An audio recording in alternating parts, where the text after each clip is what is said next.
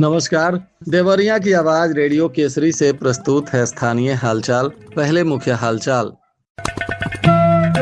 School के पीछे पेड़ से लटकता मिला एक युवक का शव। तैराकी में मेडिकल छात्रा ने नेशनल स्तर पर 6वां स्थान किया प्राप्त। गर्मी को लेकर अब बिजली विभाग ने रिजर्व किया है अलग अलग जगहों पर ट्रांसफार्मर। सड़क के किनारे कचरे के ढेर ने अब तक ले ली है कई लोगों की जान। और संपूर्ण समाधान दिवस पर सुनी गई जन फरियाद।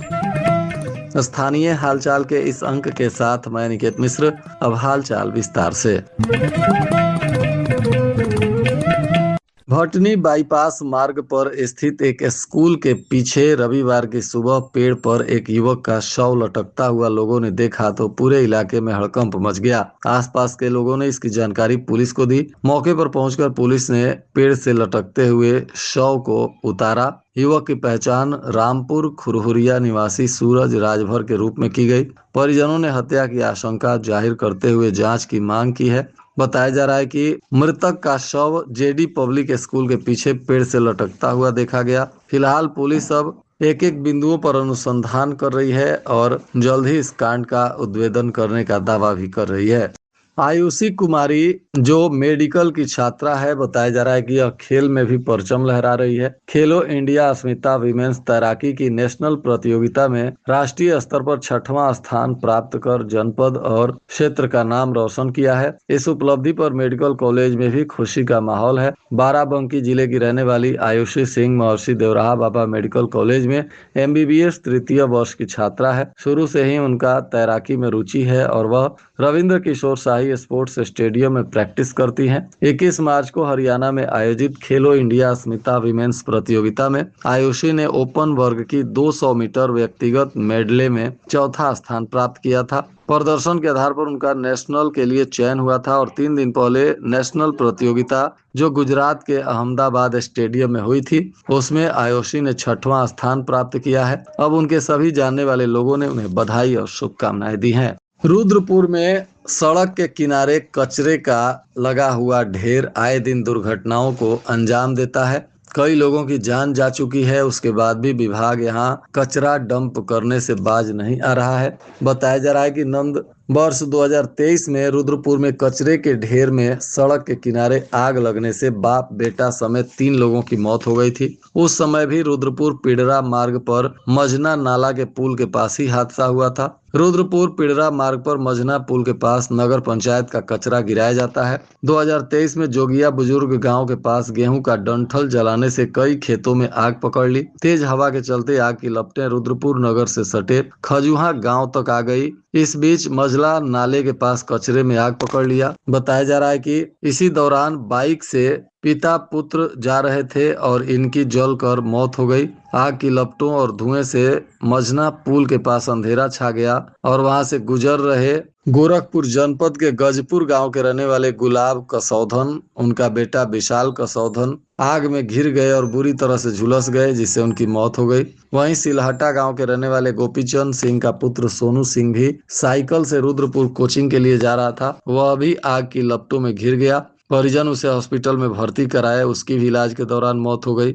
लोगों की लापरवाही यहाँ कई लोगों की जिंदगियां लील चुकी है। फसल कटने और रीपर मशीन से भूसा बनने के बाद लोग चोरी छिपे अपने खेत की डंठल में आग लगा दे रहे हैं। प्रशासन और पुलिस के बार बार मना करने के बाद भी लोग मानने को तैयार नहीं है। इनकी लापरवाही कई लोगों की जिंदगियां लील चुकी है। बताया जा रहा है कि अभी ताजा मामला गौरी बाजार के बीरवा गांव के मुसाफिर निषाद का है। इनकी भी जान चली गई। मुसाफिर पुणे के एक फैक्ट्री में काम करते थे। शनिवार की सुबह पुणे से घर आए थे। काफी दिनों से बहन मुसाफिर को अपने घर बुला रही थी। बहन के घर जा रहे थे। इसी बीच रुद्रपुर पिडरा मार्ग पर आग के चलते हुए हादसे में मुसाफिर की मौत हो गई। मौत की खबर मिलते ही उनकी पत्नी मैना देवी, 3 बच्चे और सभी परिजनों का रो रो कर बुरा हाल बताया जा रहा है। स्थानीय लोग यहाँ कचरे को हटाने और इन समस्या से निजात दिलाने की मांग भी प्रशासन से कर रहे हैं।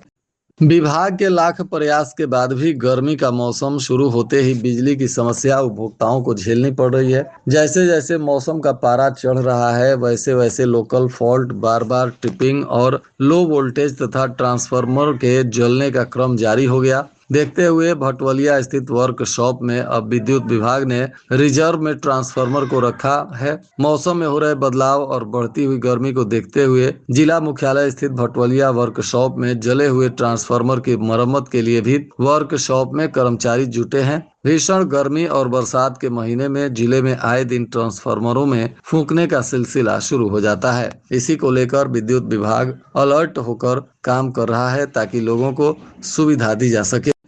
इधर अग्निशमन तथा आपात सेवा जनपद देवरिया के द्वारा 14 अप्रैल से 20 अप्रैल तक मनाए जा रहे अग्निशमन सेवा सप्ताह के अंतर्गत विभिन्न विद्यालयों में व्यापक जागरूकता कार्यक्रम आयोजित किए जा रहे हैं। इसी के तहत scholar senior secondary school Raghavnagar, BN public school, KD public school, saint Xavier's school सहित तमाम विद्यालयों में आग से रोकथाम को लेकर लोगों को जागरूक किया गया। बच्चों को भी आग से रोकथाम और उससे बचाव के संदर्भ में आवश्यक जानकारियां दी गई।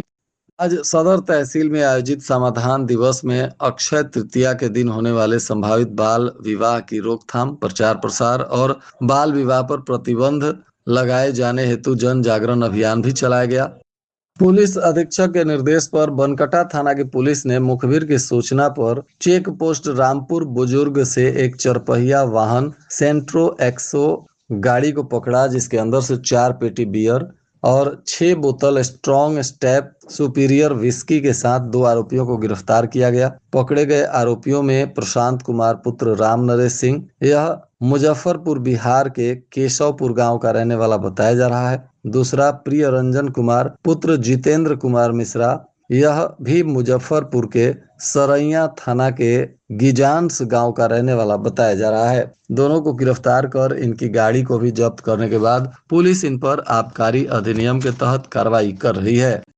जिलाधिकारी दिव्या मित्तल की अध्यक्षता में पुलिस अधीक्षक अभिजीत आर शंकर की उपस्थिति में सदर तहसील सभागार में संपूर्ण समाधान दिवस पर फरियादियों की समस्याएं सुनी गई। इस दौरान राजस्व, पुलिस और विकास तथा अन्य विभागों से संबंधित शिकायतें प्रस्तुत की गई थी। जिलाधिकारी और पुलिस अधीक्षक ने आम जन की समस्याओं को गंभीरता से सुनते हुए उसके निस्तारण को लेकर संबंधित अधिकारियों को आवश्यक निर्देश दिए। जिलाधिकारी ने कहा कि सभी प्रकरणों का गुणवत्तापूर्ण, पारदर्शी एवं समयबद्ध निस्तारण सुनिश्चित करें ताकि शिकायतकर्ताओं को अनावश्यक रूप से कार्यालयों का चक्कर न लगाना पड़े। संपूर्ण समाधान दिवस में कुल 73 प्रार्थना पत्र प्राप्त हुए थे, जिनमें 35 राजस्व, 15 पुलिस और 4 विकास तथा 21 अन्य विभागों से संबंधित बताए जा रहे हैं। सलेमपुर में न्यूरो सर्जन डॉक्टर अनुज मिश्रा का आगमन हुआ।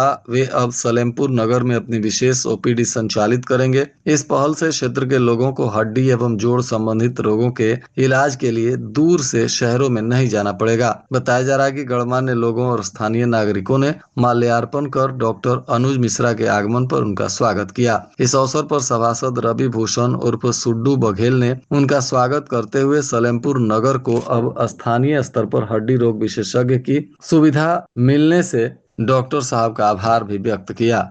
रुद्रपुर कोतवाली क्षेत्र में स्थित एक बैंक में महिलाओं ने हंगामा किया। सूचना मिलने पर पुलिस पहुंची और 15 महिलाओं को शांति भंग के आरोप में गिरफ्तार किया गया। बताया जा रहा है कि शनिवार को हुई बैंक परिसर में इस घटना के बाद अफरा तफरी मच गई थी और इसी मामले में आज 15 लोगों को पुलिस ने गिरफ्तार कर लिया। यह विवाद लक्ष्य प्रेरणा संपूर्ण स्तरीय संघ राम लक्ष्मण के चुनाव को लेकर पिछले करीब 8 महीने से चल रहा है। इसमें 2 गुटों की महिलाएं शामिल हैं। इसी विवाद के चलते उत्तर प्रदेश ग्रामीण बैंक की शाखा में दोनों पक्षों के बीच मारपीट भी हुई थी। इस मामले में संघ की कोषाध्यक्ष गीता देवी की शिकायत पर पुलिस ने 5 महिलाओं के खिलाफ नामजद मुकदमा भी दर्ज किया था। भागलपुर क्षेत्र के राम जानकी मार्ग स्थित कैम्ब्रिज इंटरनेशनल स्कूल मईल में एक कार्यक्रम का आयोजन किया गया, जिसमें सीबीएसई बोर्ड के घोषित परीक्षा परिणाम में बेहतर प्रदर्शन करने वाले छात्र छात्राओं को सम्मानित किया गया। सीबीएसई बोर्ड परीक्षा परिणाम में छात्र छात्राओं ने इस वर्ष भी शानदार प्रदर्शन किया है अदिति मालवीय ने 95.2%, आदर्श गुप्ता 93.2%, आंशिका मिश्रा, अंकिता प्रजापति और ऋषभ इत्यादि ने 91% से अधिक, अंश चौधरी और मनीष सिंह भी 91% से अधिक। इन तमाम छात्रों के बेहतर प्रदर्शन को लेकर विद्यालय प्रबंधन ने इन्हें सम्मानित किया।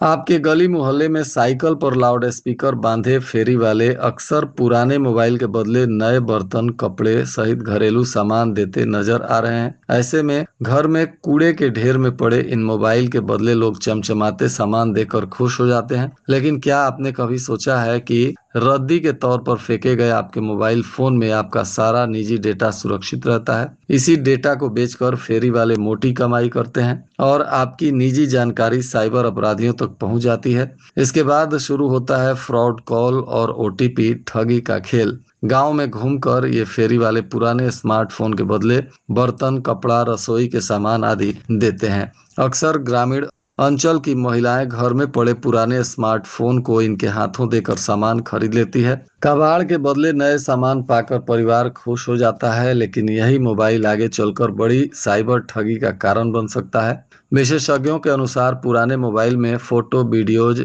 जीमेल अकाउंट और बैंक डिटेल तथा अन्य निजी जानकारी स्टोर रहती है, जिसे पूरी तरह डिलीट किए बिना भी रिकवर किया जा सकता है। साइबर अपराधी इन्हीं जानकारियों का दुरुपयोग कर बैंक खातों से ठगी, सोशल मीडिया हैकिंग और ओटीपी फ्रॉड जैसी घटनाओं को अंजाम देते हैं। किसी भी पुराने स्मार्टफोन को फेरी वालों को न बेचने और मोबाइल बेचने से पहले पूरी तरह फैक्ट्री रीसेट कर सभी जीमेल अकाउंट हटाएं। फोन पे, गूगल पे जैसे बैंकिंग ऐप को लॉग आउट करें। पुराने सिम कार्ड और मेमोरी कार्ड निकाल लें। खराब मोबाइल को बिना साफ किए न बेचें। घर में सुरक्षित रखें। पुलिस ने लोगों से अपील की है कि फेरी वालों के पास ऐसे मोबाइल फोन ना बेचें जिससे आपका डेटा कहीं किसी अपराधी तक पहुंच सके। महर्षि देवराहा बाबा मेडिकल कॉलेज की व्यवस्था को चुस्त दुरुस्त करने के मद्देनजर शनिवार को सीएमएस के ने निरीक्षण किया। इस दौरान डॉक्टर और कर्मचारी मुस्तैद मिले। उन्होंने गर्मी को देखते हुए नए भवन और एमसीएच विंग में ओआरएस काउंटर खोलने का भी निर्देश दिया। साथ ही बारी बारी से मरीजों को डॉक्टर कक्ष में भेजने को कहा गया। सीएमएस डॉक्टर एचके मिश्रा सुबह करीब 9:45 बजे भ्रमण पर निकले। वह नए भवन में पहुंचे और रजिस्ट्रेशन काउंटर पर अन्य दिनों की अपेक्षा भीड़ कम थी। काउंटर पर कर्मचारी ड्यूटी पर तैनात थे। गर्मी को देखते हुए हेल्प डेस्क और एमसीएच विंग में ओआरएस काउंटर खोलने का उन्होंने निर्देश दिया। निराश्रित गो आश्रय स्थलों में भूसा संग्रहण अभियान चलाया जा रहा है। अभियान में निराश्रित गो आश्रय स्थलों में रहने वाले गोवंश के भरण पोषण को समाज सेवी संजय पाठक ने शासन की अपील पर भक्ति वाटिका के राज नारायणाचार्य एवं उनके अनुयायी श्याम सुंदर खेतान के सहयोग से 42 क्विंटल भूसा पीपर पाती के कान्हा गौशाला को दान किया। पाठक ने बताया कि गर्मी के मौसम में हरे चारे की कमी हो जाती है। ऐसे में भूसा ही गोवंश का मुख्य आहार बनता है। जिले के सभी गो आश्रयों में सैकड़ों निराश्रित गायें रहती हैं। सरकार के साथ साथ समाज का भी सहयोग बहुत जरूरी है। इसलिए जनता से अपील की गई कि अगर आपके पास भी बेवजह भूसा पड़ा हुआ है तो आप गो आश्रय स्थलों को दान कर सकते हैं, या ऐसे भी आप श्रद्धा से गो आश्रय स्थलों को भूसा या अन्य चारा भी दान में दे सकते हैं। और आज के मौसम का तापमान देवरिया में न्यूनतम 26 डिग्री सेल्सियस और अधिकतम 38 डिग्री सेल्सियस रहने की संभावना है। अंत में मुख्य हालचाल एक बार फिर। स्कूल के पीछे पेड़ से लटकता मिला एक युवक का शव। तैराकी में मेडिकल छात्रा ने नेशनल स्तर पर 6वां स्थान किया प्राप्त। गर्मी को लेकर अब बिजली विभाग ने रिजर्व किया है अलग अलग जगहों पर ट्रांसफार्मर। सड़क के किनारे कचरे के ढेर ने अब तक ले ली है कई लोगों की जान। और संपूर्ण समाधान दिवस पर सुनी गई जन फरियाद। इसके साथ ही रेडियो केसरी से प्रसारित स्थानीय हालचाल का यह अंक समाप्त हुआ। नमस्कार।